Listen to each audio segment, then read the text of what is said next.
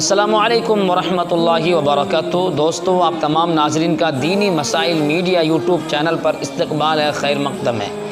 آج کا سوال ہے کہ ہاتھ کے لکیروں پر یقین رکھنا، قرآن و حدیث کی روشنی میں بتائیں کہ ہاتھ کی لکیروں پر یقین رکھنا درست ہے یا نہیں؟ جواب ہے قرآن و حدیث کی روشنی میں کہ ہاتھ کی لکیروں پر یقین رکھنا بالکل غلط ہے۔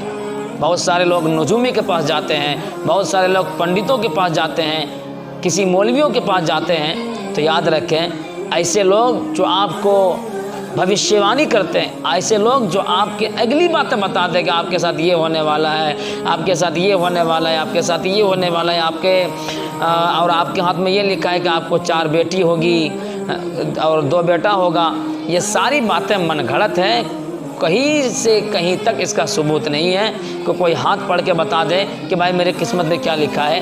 یہ تمام کے تمام چیزیں غلط کے قبیل سے ہیں، آپ اس پر بالکل بھی یقین نہ کریں۔ آئیے دوسرا سوال لیتے ہیں۔ دوسرا سوال یہ ہے کہ گھر کے چھت پر الو بولنا اور نحوست۔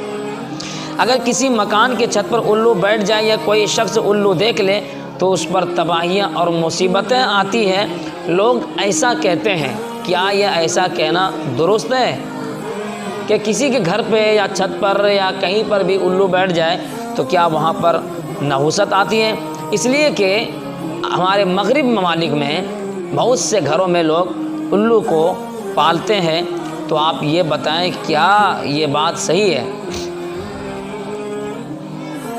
سوال تو بہت اچھا ہے، اس کا جواب بھی بہت اچھا ہے۔ جواب یہ ہے کہ نحوست کا تصور اسلام میں نہیں ہے۔ نحوست کیا چیز ہے اس کا تصور اسلام میں نہیں ہے۔ البتہ یہ بات ضرور ہے کہ الو ویرانہ چاہتا ہے، کھلیان چاہتا ہے، چٹیل میدان چاہتا ہے جہاں بالکل صاف ہو جائے۔ جب کوئی قوم یا فرد اپنی بدعملیوں کے سبب اس کا مستحق ہو کہ اس پر تباہی نازل ہو تو الو کا بولنا اس کی علامت ہو سکتا ہے۔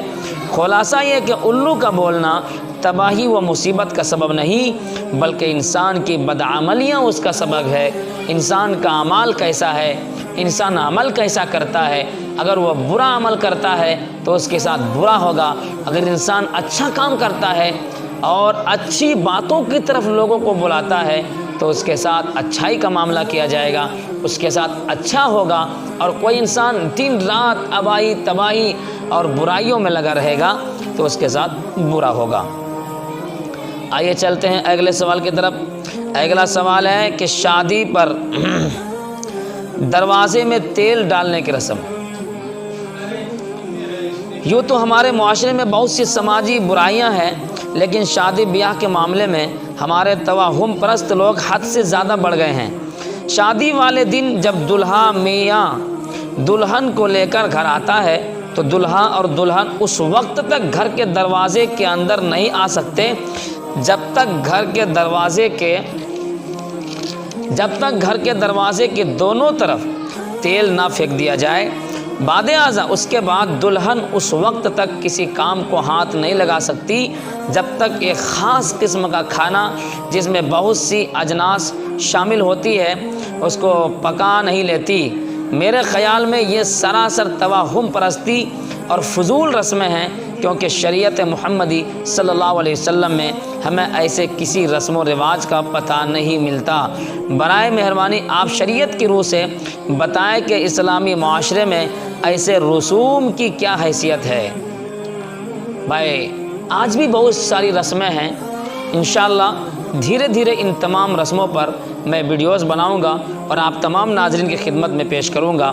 بھائی جواب سن لیں۔ جواب یہ ہے آپ نے جن رسموں کا ذکر کیا ہے وہ بلا شبہ توہم پرستی ہے، یعنی بس ایک خیال ہے، ایک آپ نے گمان کر لیا کہ ایسا اگر نہیں کریں گے تو ایسا ہوگا۔ یہ غلط چیزیں ہیں۔ شریعت محمدی میں اس کا کہیں سے کوئی ثبوت نہیں ہے، قرآن و حدیث میں اس کا کہیں سے کہیں کوئی ثبوت نہیں ہے۔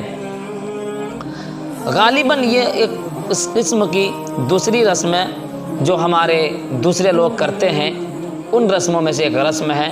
اس لیے ہم تمام لوگ مل کر نکاح کو، شادی کو ایک آسان بنائیں۔ آج ہم نے شادی کو، نکاح کو اتنا بھاری کر دیا ہے، لوگ پریشان ہو جاتے ہیں۔ یہ فاتحہ وہ فاتحہ، ہنڈا فاتحہ یہ فاتحہ، وہاں جانا فلاں جگہ جانا نہیں۔ شادی صرف نام ہے، النکاح برکتن ایسرہ مؤونتن، برکت والا نکاح وہ ہے جس میں کم خرچ ہو۔ اس لیے ہم تمام لوگ مل کر جو ہے اور نبی پاک صلی اللہ علیہ وسلم کی سنت کو مضبوطی سے پکڑیں اور جو برائیاں ہیں اسے ختم کرنے کی کوشش کریں۔ السلام علیکم ورحمۃ اللہ وبرکاتہ۔